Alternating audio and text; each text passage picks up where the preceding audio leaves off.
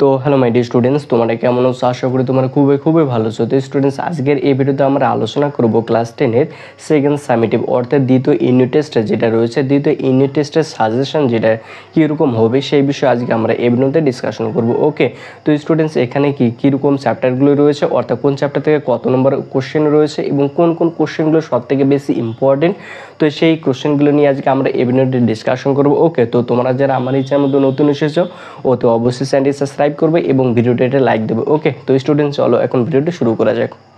তো স্টুডেন্টস এবার কিন্তু সেকেন্ড সামেটিভ ক্ষেত্রে কী থাকছে বলো তো? একটা পাটিগণিত থাকছে, বীজগণিত থাকছে, জ্যামিতি থাকছে আর পরিমিতি থাকছে, তাই তো এই কটা বিষয়ের মধ্যে কিন্তু তোমাদের সেকেন্ড সামেটিভ যে এক্সামটি রয়েছে সেটা কিন্তু হবে, তাই না? তো পাটিগণিতের ক্ষেত্রে কিন্তু একটা বিষয় থাকছে, সেটা হচ্ছে অংশীদারি কারবার। তো অংশীদারি কারবারের ক্ষেত্রে এখানে কী বলো তো, দুটো কোশ্চেন থাকবে তোমাদের অংশীদারি কারবারের ক্ষেত্রে, আর তোমাদের কিন্তু এখানে একটি কোশ্চেন করতে হবে, ঠিক আছে? তারপর যেটা রয়েছে কী বলতে, বীজগণিত। তো বীজগণিতের ক্ষেত্রে দুটো চ্যাপ্টার থাকছে তোমাদের, একটা কী বলতে ভেদ থাকছে আর একটা কী বলতে একচল বিশিষ্ট দ্বিঘাত সমীকরণ। ওকে, তো ভেদের ক্ষেত্রে আর একচল বিশিষ্ট দ্বিঘাত সমীকরণের মধ্যে মোট তোমাদের দুটো কোশ্চেন থাকবে। ওকে, তারপর যেটা রয়েছে সেটা হচ্ছে জ্যামিতি। জ্যামিতির ক্ষেত্রে তোমাদের কী বলতো উপপাদ্য থাকছে, উপপাদ্যের ক্ষেত্রে কী বলতো বৃত্তের স্পর্শ সংক্রান্ত একটা উপপাদ্য রয়েছে আর কী বলতো সদৃশ সংক্রান্ত উপপাদ্য। এই দুটো উপপাদ্য থেকে তোমাদের দুটো কোশ্চেন থাকবে, দুটো কোশ্চেনের মধ্যে তোমাদের একটি কোশ্চেনে আনসার করতে হবে। ওকে, আর যেটা রয়েছে উপপাদ্য কিন্তু তোমাদের করবে, আর উপপাদ্যের থেকে একটা কী থাকবে, একটা প্রয়োগ থাকবে, আর একটা প্রয়োগ থাকবে তোমাদের একটাই করতে হবে। আর তারপর যেটা 4 নম্বর রয়েছে সেটা হচ্ছে কী বলতো ত্রিভুজের পরিবৃত্ত এবং অন্তর্বৃত্ত তোমাদের অঙ্কন করতে হবে। ওকে, তো পরিবৃত্ত এবং অন্তর্বৃত্ত মিলে তোমাদের দুটো কোশ্চেন থাকবে, দুটো কোশ্চেনের মধ্যে তোমাদের একটি করতে হবে। আর একটা কী বলেছে বলে পরিমিতি, পরিমিতির ক্ষেত্রে গ্লক রয়েছে, তারপর রয়েছে লম্ববৃত্তিকের শঙ্কু। লম্ববৃত্তি এই দুটো মিলে তোমাদের দুটি কোশ্চেন থাকবে, তার মধ্যে তোমাদের একটি কোশ্চেন অ্যান্সার করতে হবে, সেটা হচ্ছে 4 মার্কের। ওকে, তো এই ছিল তোমাদের হচ্ছে নাম্বার বিভাজন, এবং তোমাদের এখানে মোট আমি কী বলতে যেগুলো বড় কোশ্চেন রয়েছে অর্থাৎ যেগুলো 5 নম্বর এবং 3 নম্বরের কোশ্চেন হচ্ছে সেগুলো নিয়ে কিন্তু আমি বললাম। ওকে, এবার টোটাল হচ্ছে তোমাদের কত বলতে 40 মার্কের মধ্যে পরীক্ষা হবে, তাই না? 40 মার্কস।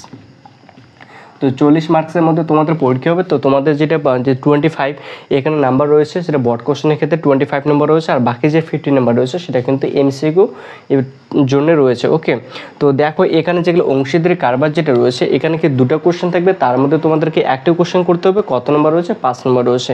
তো এর ক্ষেত্রে তোমরা কী করবে বলো তো? এখানে দেখো অংশীদারি কারবারের ক্ষেত্রে তোমাদের এখানে একটা 3 নম্বর কোশ্চেন রয়েছে, 3 নম্বর দাগের কোশ্চেন একটা রয়েছে, একটা 5 নম্বর দাগের কোশ্চেন রয়েছে, একটা 9 নম্বর দাগের কোশ্চেন রয়েছে, এবং 11 নম্বর, 12 নম্বর এবং 14 নম্বর এই কটা দাগের যে অঙ্ক রয়েছে এই কটা দাগের তোমরা অঙ্ক করবা, এখান থেকে তোমরা একটা কিন্তু কমন পেয়ে যাবে। ওকে, তো এখানে কটা বললাম তো, এই কটা বললাম, এই কটা তোমরা যদি করতে পারো তাহলে সেখান থেকে তোমরা একটা অংশীদারি কারবারের অঙ্ক কী বলতো করতে পারবে অংশীদারি কারবারের ক্ষেত্রে। তাহলে কী বলতো এখান থেকে তোমরা 5 মার্ক ক্যারি করতে পারবে।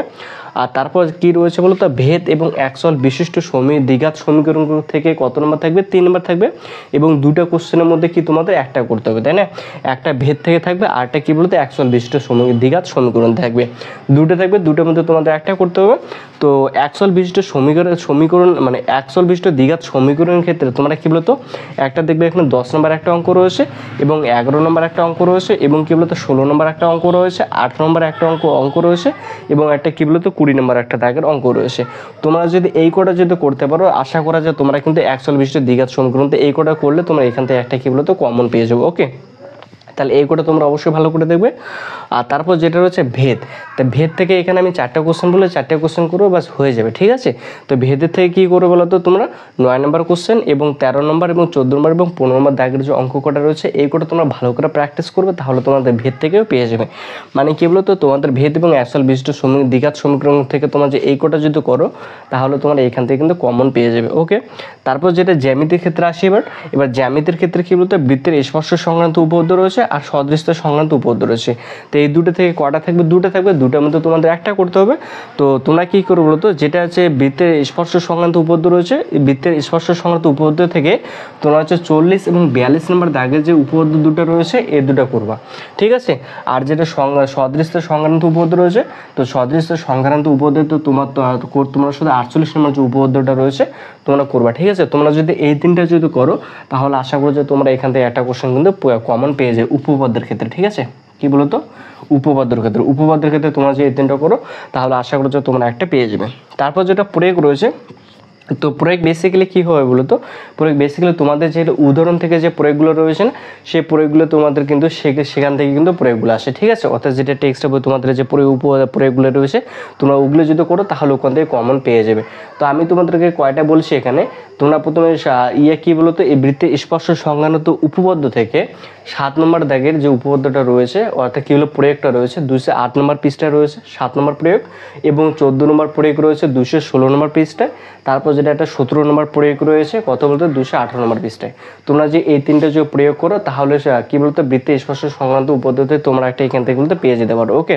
আর যেটা কি রয়েছে বলতো আরেকটা কি সদৃশ্য সংক্রান্ত উপপাদ্য রয়েছে, সদৃশ্য সংক্রান্ত উপপাদ্য থেকে তোমরা 15 নম্বর যে উপপাদ্য প্রয়োগটা রয়েছে 251 পৃষ্ঠায় সেটা করবা, আর 18 নম্বরের যে প্রয়োগটা রয়েছে 252 নম্বর পৃষ্ঠায়, এই কোটা যে তোমরা যে প্রয়োগ করতে পারো আশা করি যে এখান থেকে তোমরা কমন পেয়ে যাবে, ওকে।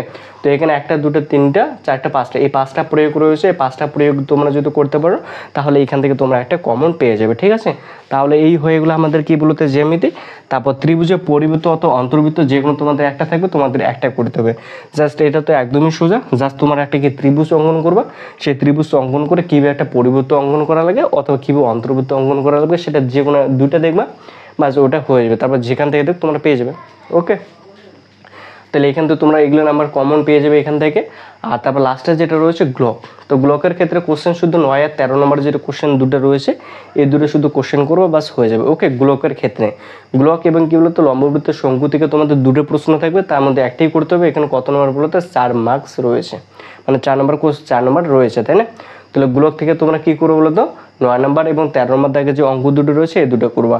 আর যেটা লম্ববৃত্তের শঙ্কু রয়েছে, লম্ববৃত্তের শঙ্কু থেকে তোমার 8 10 11 এই তিনটে যে অঙ্ক রয়েছে এই তিনটে অঙ্ক করবো, বাস এই তিনটে করলে তোমরা এখান থেকে কিন্তু একটা কমন পেয়ে যাবে, ঠিক আছে।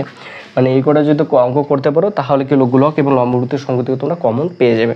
তো এই হয়ে গেলো আমাদের টোটাল যে 25 মার্কস রয়েছে, মানে কী বলো তো বড় কোশ্চেনের মধ্যে 20 যে 5 মার্কস রয়েছে তা আমি যে কটা বললাম এই কটা যদি তোমরা যে করো তাহলে তোমরা এখান থেকে 25 মার্কস পেয়ে যাবে, ওকে।